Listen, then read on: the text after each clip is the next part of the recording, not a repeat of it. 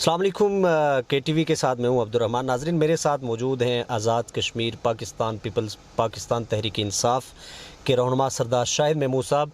सुदनौती की बात करें तो सुदनौती पलंदरी की कॉन्स्टिट्यूंसी में अगर ये कहा जाए कि पाकिस्तान तहरीक इंसाफ ने जो इलेक्शन विन किया तो सरदार शाहिद महमूद और इनके साथ टीम ने दिन रात एक करके एक जो सरदार डॉक्टर नजीब नकी ख़ान साहब को जो शिकस्त हुई तो वो यकीनन इन्हीं के सहरे जाता है कि इनकी मेहनत और इनकी जो पूरे हलके के अंदर डोर टू डोर कैंपेन है उसके पीछे मेरे साथ तशरीफ़ फरमाए हैं सरदार शाहिद महमूद साहब। उनसे हम बातचीत करेंगे। चूँकि जब हम कोई भी हुकूमत आती है तो एक सहाफ़ी का ये फ़र्ज़ होता है कि अवामी इलाक़ाई निशानदेही करे और हुकूमत पे जो जायज़ तनकीद है उसको करे। लेकिन सोशल मीडिया पे देखा है कि पाकिस्तान तहरीक इंसाफ के लोग इस वक्त वैसे ही शिकवा कर रहे हैं जैसे दीगर जमातों के लोग करते रहे कि आप बाइस्टिज़म कर रहे हैं या अपोजिशन का रोल प्ले कर रहे हैं। शुक्रिया सरदार साहब। पाकिस्तान तहरीक इंसाफ के 2 जलसे इस वक्त बल्कि 3 हुए, बैरिस्टर सुल्तान महमूद चौधरी साहब का, सरदार अब्दुल क़य्यूम नियाज़ी साहब का और हालिया जो कि तनवीर इलियास साहब का। इससे पहले हमने देखा कि आपने बड़ी मेहनत की थी जलसों को कामयाब बनाने में। इस बार जो हम तक इतलात रही या जो देखने में आया कि मुतल्लिका मिनिस्टर साहब मोहम्मद हुसैन साहब से आपके कोई इख्तलाफात चल रहे थे, लेकिन आप स्टेज पे हमें नज़र नहीं आए, आपका अवामी खिताब नज़र नहीं आया, उस तरह से आपका वो स्पार्क नज़र नहीं आया तो लेकिन जलसा फिर भी बड़ा कामयाब रहा। तो अंदरूनी इख्तलाफात ख़त्म हो गए हैं या और क्या थे वो इख्तलाफात? बिस्मिल्लाहिर्रहमानिर्रहीम। शुक्रिया KTV और जनाब सरदार अब्दुर्रहमान साहब। जिस तरह आपने कहा कि मैं 2011 में पाकिस्तान तहरीक इंसाफ का हिस्सा बना और मैं पलंदरी में दूसरा आदमी था। मुझसे पहले सरदार अमीद अकबर साहब थे और हमने एक तवील कोशिश की, जिदोजहद की, लोगों को इकट्ठा किया और PTI सुदनौती एक बड़ी पार्टी थी। यकीनन टिकटों के वक्त में सरदार मोहम्मद हुसैन साहब भी पार्टी में आ चुके थे तो टिकट उनको मिला। हमने यूथ ने, हमारे ISF ने, सब लोगों ने मिलकर एक कोशिश की और हम एक तवील अरसे के बाद यहाँ सुदनौती में एक बड़े नाम को आप यूज़ कह लें कि शिकस्त देने में कामयाब हुए। हम चूँकि तब्दीली की पार्टी हैं, विद इन पार्टी थोड़ा बहुत इख्तलाफी राय होते हैं। हमारी हुकूमत बने 1 साल हुए, 3 बड़े नाम आप चूँकि सुदनौती से हैं, आपने देखा कि पिछले पूरे 5 साल में वज़ीर-ए-आज़म कम अज़ कम आज़ाद कश्मीर का जो वज़ीर-ए-आज़म थे वो सुदनौती में उस वक्त के वज़ीर ने या MLA ने नहीं लाए। हमने सदर रियासत को लाया, यूनिवर्सिटी का ऐलान करवाया। हमने क़य्यूम नियाज़ी साहब को लाया, हमने प्रोजेक्ट लेने की कोशिश की तो ऐलान किए, उन्होंने तो बाद में वोट ऑफ नो कॉन्फिडेंस हो गया या वो तनवीर इलियास साहब वज़ीर-ए-आज़म बन गए और फिर हमने सरदार तनवीर इलियास साहब को यहाँ पलंदरी लाया और उनके सामने सुदनौती के मसाइल रखे। रही बात ये कि इख्तलाफ था, जलसा था, दूसरा चौथा हमारे दरमियान जलसे से पहले बैठ के जो थोड़े बहुत इख्तलाफ राय थी उस पर गुफ्तगू हो गई थी। इख्तलाफ राय चलते रहते हैं, शिकायतें रहती हैं सियासी कारकुन को अपने रहनुमाओं से, अपने लीडरों से, अपने मुंतखब MLA हजरात से, वज़ीर साहिबान से। तो जलसा कामयाब रहा। अलबत्ता एक नेग्लिजेंसी हमसे हुई, हमारी इंतज़ामी कमेटी से हुई कि हमने प्रेस के लिए बैठने की जगह नहीं बनाई, प्रेस को बाज़ाब्ता दावत नहीं दी, हम प्रेस को और वज़ीर-ए-आज़म को गेट टुगेदर नहीं कर सके, जिसकी वजह से हमारे जलसे का मैसेज उस तरीके से नहीं गया जिस तरीके से जाना चाहिए था।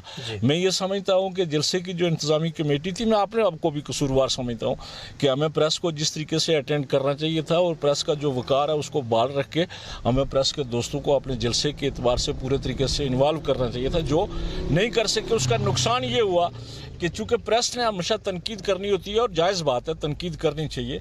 उसका नुकसान ये हुआ कि जो जलसा हमारा बहुत बड़ा जलसा था और कामयाब जलसा था, जिसमें वज़रा साहिबान तशरीफ़ लाए, जिसमें वज़ीर-ए-आज़म ने एक बड़े पैकेज का ऐलान किया, उसको हम एक्सप्लॉइट नहीं कर सकते। सरदार साहब बताइएगा, यकीनन नाज़रीन पलंदरी की तारीख़ का आम रूटीन में बहुत बड़ा जलसा था और सरदार साहब शायद आपका इस बात से इत्तेफाक कोई इख्तलाफ, जलसे में मैं मौजूद था और वहाँ पे शुरका जो थे वो सिर्फ तहरीक इंसाफ के लोग नहीं थे बल्कि सुदनौती के लोगों की या पलंदरी के लोगों की, अगर मैं यूँ कहूँ कि एक शान है कि मेहमानों की मेहमान नवाजी में वो हमेशा बिला तखसीस या बिला रंग, नस्ल या जमात के वो शिरकत करते हैं।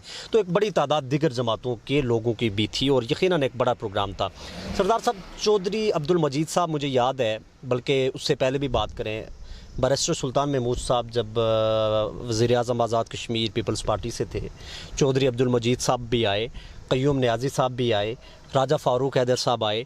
ابھی سردار تنویر الیاس صاحب، یہ جو اعلان یا پاس نامہ آپ کی طرف سے پیش کیا گیا، تو یہ متعدد اعلانات پہلے ہو چکے ہیں، کون سے وزیر اعظم پہ یقین کریں؟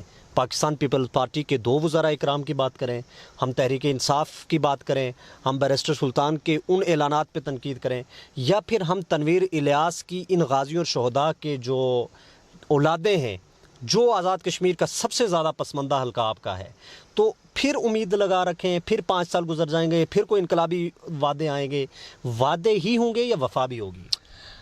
عبدالرحمان صاحب، میں یہ سمجھتا ہوں کہ سابقہ جو حکومتیں تھیں ان کے وزرائے اعظموں نے اگر اعلان کیے تو یہ ان سے جواب پوچھا جانا چاہیے۔ میرا ذاتی خیال یہ ہے کہ ہمارے وزیر اعظم نے جو اعلانات کیے ان پہ عمل ہوگا۔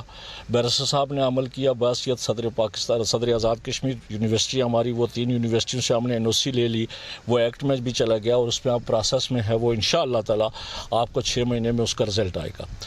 تو نیازی صاحب نے جو پروگرامات آپ نے پروگرام کیا، نیازی صاحب نے جو اعلانات کیے، یقیناً وہ وزیر اعظم کے منٹس ہیں، وہ پروسیس میں ہیں جی۔ اور جو موجودہ وزیر اعظم صاحب نے جو اعلانات کیے، ہم بڑے یقین سے یہ کہہ سکتے ہیں کہ وہ نہ صرف اعلانات کرتے ہیں، وہ عمل کے آدمی ہیں اور ہم نے جو پروجیکٹ ان سے مانگے وہ پروجیکٹ ہمیں ملیں گے۔ دیکھیے پسماندگی، تو میں ایک لفظ استعمال کروں گا کہ ہم تعمیر و ترقی کے اعتبار سے پسماندہ ہیں، صلاحیتوں کے اعتبار سے نہیں۔ جی، صدرنوتی کے لوگ تعمیر و ترقی کے اعتبار سے پسماندہ ہیں، تو وہ ایک لمبی کہانی ہے، اس کو بیان کرنا فضول ہوگا۔ تو میں سمجھتا ہوں کہ وزیر اعظم تنویر الیاس صاحب نے جو محبتیں صدرنوتی کے لوگوں نے ان کو دی، یا میں ایک بات اور کہنا ضروری سمجھتا ہوں، پارٹی کی حکومت ہوتی ہے، الیکشن تک پارٹی ہوتی ہے، جب حکومت بن جاتی ہے تو وہ ریاست کی ہوتی ہے، وہ سب کی ہوتی ہے، اور یہ کلیم کرنا کہ یہ ہماری حکومت ہے، میں سمجھتا ہوں یہ کسی سیاسی کارکن کو زیب نہیں دیتا۔ یہ ریاست کی حکومت ہے، ریاست کے وسائل سے جہاں جہاں پیسے خرچ ہوں گے ریاست کے لوگوں کو اس کا فائدہ آئے گا، بینیفٹ آئے گا۔ اور میں سمجھتا ہوں کہ جس طریقے سے صدرنوتی کے لوگوں نے اپنے وزیر اعظم کا استقبال کیا، میں جملہ جو صدرنوتی میں بسنے والے لوگ ہیں، جس پارٹی سے ہیں، جس نظریے سے ہیں، ان کا شکر گزار ہوں۔ یہ ہمارے بڑوں کی روایات تھی جس کو ہم نے باقی رکھا ہوا ہے اور یہ باقی رہنی چاہیے۔ سردار صاحب، آخری 1-2 سوال، آخر کیا ہوتا ہے انقلاب کی باتیں کرنے والے، تبدیلی کی باتیں کرنے والے، جب ان کی اپنی حکومتیں ہوتی ہیں، وزیر اعظم صاحب تشریف لاتے ہیں، وزراء اکرام، ان کی تعریفوں میں، القابات میں ہی کیوں وقت گزرتا ہے؟ کیوں نہیں ایسا ہوتا کہ آپ لوگ اتنی سی ہمت کر لیا کریں کہ وہ وزراء اکرام ان کے سامنے یہ نشاندہی کریں کہ جناب آج ہم اس تحصیل یا اس علاقے سے، ہمارا اس حلقے سے تعلق ہے جہاں پہ آپ ہی کی حکومت میں بھی ڈیلیوری کیسز میں خواتین مر رہی ہیں، آج بھی وہی حال ہے کہ جب آپ چوکوں اور چوراہوں میں بیٹھے ہوئے ہوتے تھے ڈاکٹر نجیب کے خلاف کہ یہ علاج نہیں ہو رہا اور ریفر سینٹر ہے، آج بھی ویسا ہی حال ہے، بلڈنگ بن گئی۔ آج کیا آپ وزیر اعظم کو یہ تلخ اور ترش باتیں سمجھانے میں کیوں قاصر ہوتے ہیں اور صرف تعریفوں ہی کے پل آپ لوگ باندھتے ہیں کہ جناب والا ہمارے روڈوں کی یہ خستہ حالی ہے، ہمارے ہیلتھ کا یہ مسئلہ ہے، ہمارے ہاں پارکنگ کا یہ معاملہ ہے؟ تو ایسی ہمت کیوں نہیں ہوتی سر؟ آخر کوئی ایک تو باغی کوئی گروپ سامنے آیا کرے اور وزیر اعظم سے تڑپ کے ان لوگوں کے مسائل کیوں نہیں سمجھاتے؟ اور سپاس نامہ بڑے ادبی انداز میں پیش تو کیا جاتا ہے لیکن اس کی اصل حقیقت نہیں بتائی جاتی۔ عبدالرحمان صاحب، میرا خیال یہ ہے کہ آزاد کشمیر بھر میں سیاسی کلچر خوشامدی کلچر ہے، اور خوشامد میں جو ہے نا وہ آدمی جرت سے بات نہیں کر سکتا۔ میں جس طرح کا سیاسی کارکن ہوں، میں دوستوں کو یہاں سیاست کے سیاسی کارکنوں کی اس طرح کی تربیت، میں اپنے حلقے کی بات کرتا ہوں، اس طرح کی تربیت نہیں ہو سکی کہ وہ اپنے حقوق کے لیے بجائے خوشامد کے لاجک کے ساتھ یہ کہہ سکیں کہ یہ پسماندگیاں ہیں ہماری۔ آپ نے اسپتال کی بات کی تو میں آپ کو ایک واقعہ سناتا ہوں۔ میں نے سابقہ منسٹر صاحب سے پوچھا، ڈاکٹر نجیب نقی صاحب سے، جو لوگ یہاں کی سیٹ سے اسپیشلائز کرنے جاتے ہیں اور گورنمنٹ ان کے اوپر اخراجات اٹھاتی ہے تو وہ واپس کیوں نہیں آتے؟ حالانکہ وہ ایک باؤنڈ دیتے ہیں، ایفیڈیوٹ دیتے ہیں کہ میں 5 سال کے بعد جب واپس آؤں گا تو میں اپنی خدمات ریاست کو دوں گا۔ تو ان کا کہنا یہ تھا کہ چونکہ سفارشی کلچر ہے، کسی کی ادھر سے سفارش آ جاتی ہے، کسی کے ادھر سے، تو اس طریقے سے وہ ڈاکٹر صاحبان یہاں واپس نہیں آتے۔ ہمارا اسپتال شفٹ آنے کے بعد ڈاکٹروں کی جو کمی تھی، ہمارے MLA صاحب نے، مشیر حکومت محمد حسین صاحب نے حکومت کی توجہ دلوائی تو 5 ڈاکٹر یہاں آئے۔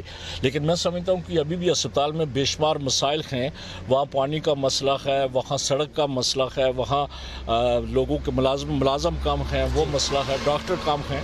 تو یہ ابھی کرنے کا ہے، جو وزیر اعظم صاحب نے ہمیں یقین دہانی کرائی ہے کہ میں آپ کی یہ جو کوئی کمی کوتاہی ہے یہ پوری کروں گا اور انشاءاللہ یہ پوری۔ اچھا 2 سوال میرے آخری۔ ایک تو یہ ہے کہ آپ نے میرٹ کی بات کی، آپ الیکشنز میں کرتے رہے ہیں، عدل و انصاف کی بات کرتے رہے ہیں آپ نے، لیکن قیوم نیازی صاحب دیکھتے ہی دیکھتے وزیر اعظم بنے، پھر وہ چلے گئے، تو کیا ضروری ہوتا ہے کہ کچھ سرمایہ کی بنیاد پہ وزارت عظمیٰ ملے؟ عام جیسے لوگوں کو، عام ورکر کو، ایک عام لیڈر کو کیوں وزارت عظمیٰ تک رسائی نہیں ہے جو عوام کی باتیں کرے؟ آزاد ریاست کے اندر 70 سال کا ایک سیاست کا کلچر موجود ہے. لوگ یہ سمجھتے ہیں کہ جو بڑے خاندان ہیں، جو الیکٹیبل ہیں، انہی کے ذریعے سے حکومت بنائی جا سکتی ہے.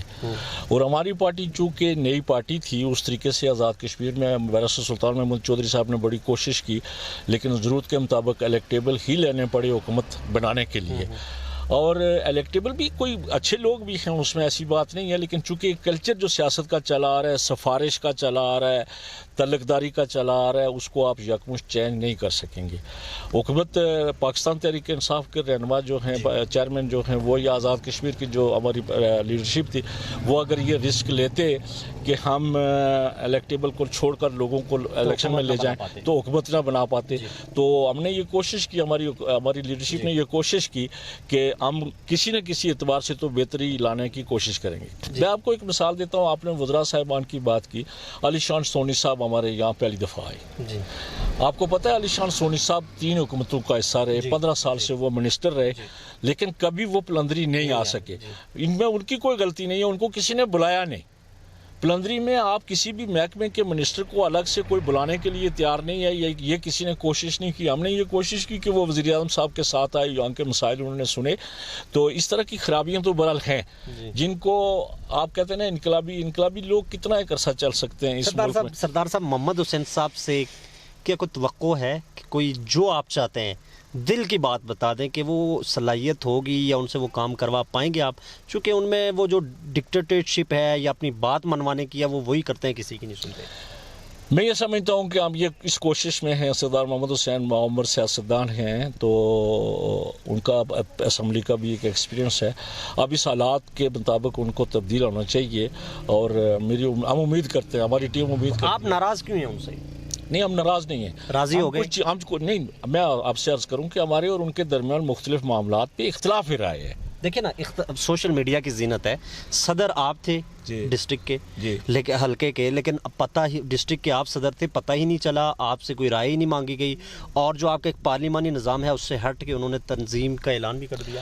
میں سمجھتا ہوں کہ شاید محمد حسین صاحب کی پچھلی پارٹی میں اس طرح کا رواج تھا، تو جب انہوں نے اس طرح کا یہ جو ایک کنونشن، ورکر کنونشن پہ یہاں ڈسٹرکٹ کا پریزیڈنٹ بنانے کی کوشش کی، تو ہم نے جو ان کے اختلاف کیا کہ آپ یہ نہیں کر سکتے، تو انہیں بعد میں ایگری کیا کہ یہاں مجھے اس طرح سے نہیں کرنا چاہیے. ابھی صدر کون ہے، آپ یا پوری آزاد کشمیر کی 10 ڈسٹرکٹس میں کہیں کوئی تنظیم کی آرگنائزیشن ڈسٹرکٹ وائز موجود نہیں ہے، چونکہ ڈیزالو ہو گئی ہیں پارٹیاں، تنظیمیں. اب جب وہ وزیر اعظم اس کا اعلان کریں گے، جو صدر پارٹی بھی ہیں، تو اس کے بعد آرگنائزیشنز بنیں گی اور صدر بنیں گے. جب ہم جائز باتوں پہ صافی حضرات آپ کے خلاف لکھتے ہیں، عوامی مسائل کو اجاگر کرتے ہیں، تو آپ ہمارے دشمن کیوں بن جاتے ہیں؟ ہم سے الگ تھلگ ہو کے کیوں آپ کے رویے کیوں چینج ہو جاتے ہیں؟ ہم یہ سمجھتے ہیں کہ یہ سیاسی تربیت کا فقدان ہے.